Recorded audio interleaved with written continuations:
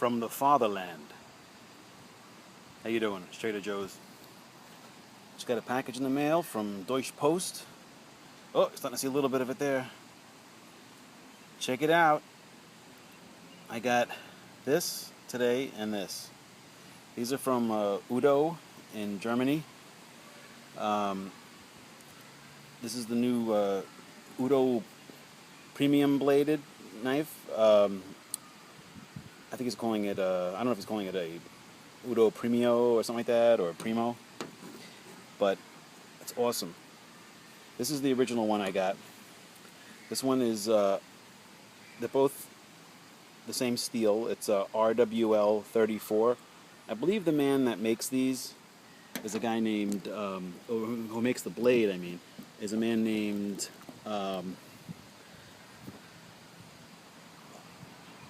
Uwe, E-W-E, and then Molson, I think. And an RWL 34 is kind of like a, you ever hear of like ATS 34? It's kind of like that.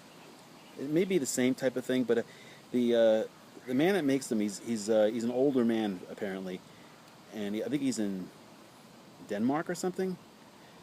I'm not sure. He after he makes them, he cybergenically cold treats them, I guess after they're heat treated or something like that. And apparently it takes like 6 hours for the guy to make each blade somehow. I don't know how he's making a profit, but he's doing it. And the grain structure of the steel is super fine. You know, I mean, to me it's almost like on par with O1 steel, but I think it's actually better. I've never had experiences where I've chipped this out or anything like that, but this blade here, the new one, is quite a bit bigger. You can see that, and they have a signature paracord wrapped handles with the epoxy coating on them. You know, like they're impregnated with epoxy as he wraps it, and then he coats it with layer upon layer of more and more epoxy to give it this smooth texture to it, but it also somehow manages to be grippy. I don't know if you could hear it. So, you know, you don't really have a worry that it's going to fall out of your hand, and you can see it's not a full-fingered grip, even though it's quite a large blade. It only holds like 3 fingers, but the way that the fingers can grasp it, it feels very secure in the hand. And if you put the lanyard here has got a hole in it. I can't do it one-handed. I may have to put the camera down for a second. If you put the loop through your pinky, you don't have to worry if you drop it or anything like that. It'll stay in your hand, and you can get it again. And so it's a nice little thing here, having that cord on there. Pardon me. And the other blade here, I gotta check this one out. This is from it's a steel called, it's from a company called Krups. Look how thick this is. This is like really beefy. It's a nice, cool looking shape. It looks very devious, actually. I had him put the gun blue type of stuff on it, and it gave it a nice looking texture to it. And this has got like more of a squared off spine, but they're still nice and smooth, the edges, with a slight drop point on it. This is really a sinister looking blade.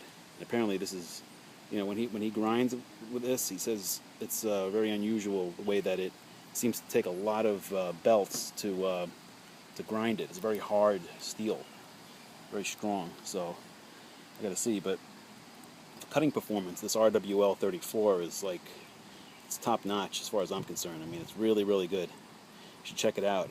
Apparently there's a number of different people talking about the steel, and I prefer steel like that. And this one, I dropped this. I lost this a few days ago, or two weeks ago, I'm sorry. And it ended up falling into some wood chips that I had scattered around the yard, and I lost it for a few days. But when I did find it, eventually, it started to get a little bit of corrosion on it. So it's not totally rust-proof, but it's pretty damn close. I mean, I keep this on my neck every single day, and I sweat like a pig, and I haven't gotten really any kind of corrosion on it. Plus, you know, the finish is very smooth, so even if you did get a little bit of surface rust at some point, you could just wipe it off pretty easily with a rag or a soapy sponge or something. It's got the same type of handle, the same kind of grip as all of them. You can see the texture of the paracord through the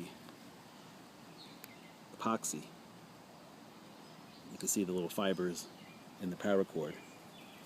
I guess that's the maker's mark, I guess, for whoever made that blade. I guess it's from Krupp's steel.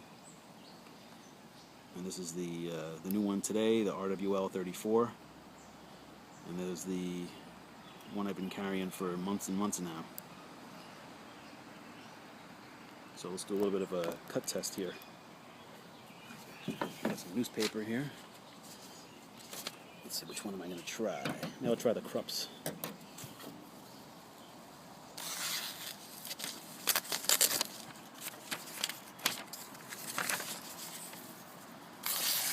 Wow.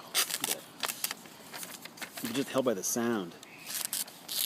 Actually, I almost cut my hand. Let's try it with the new RWL 34.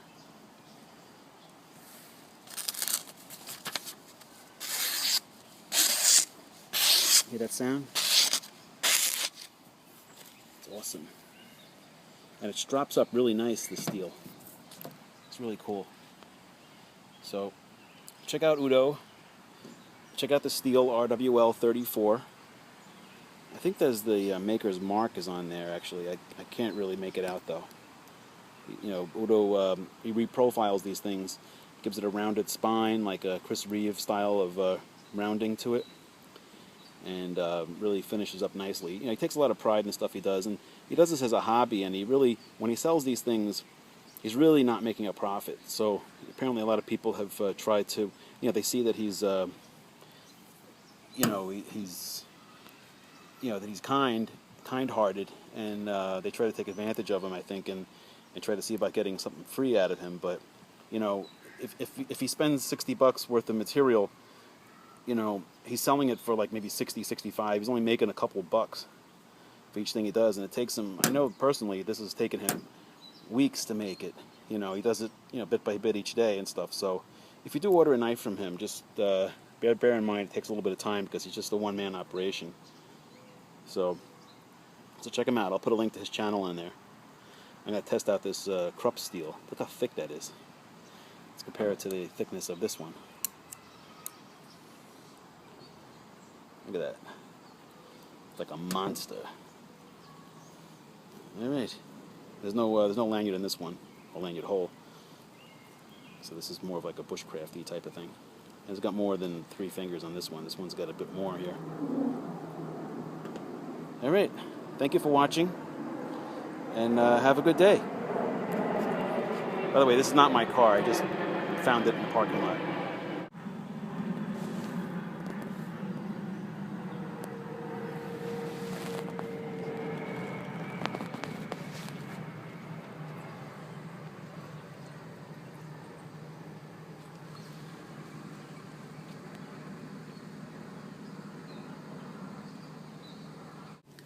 I forgot to show the sheath for this one, the premium one. It's got the thumb hook on it, so that when you put it in, you can just grab it and pull it in with your thumb.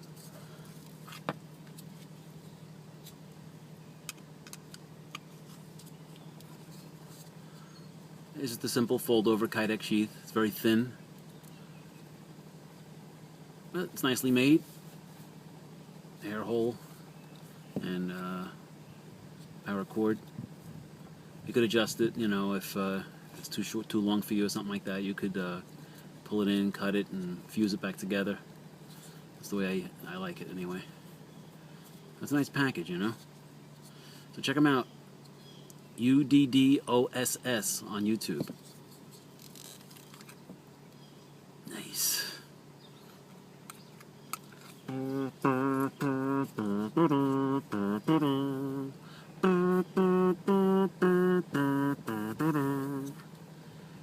a good day.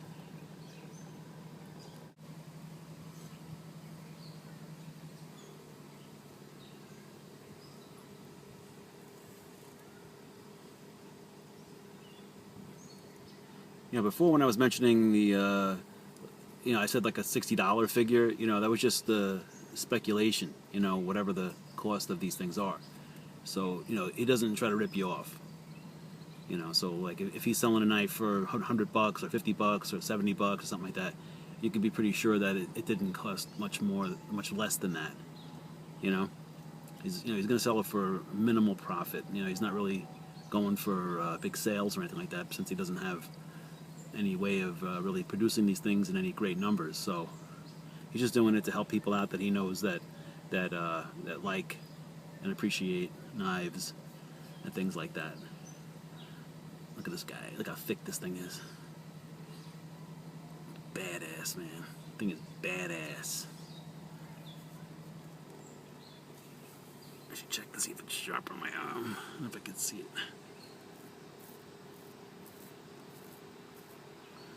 Yeah.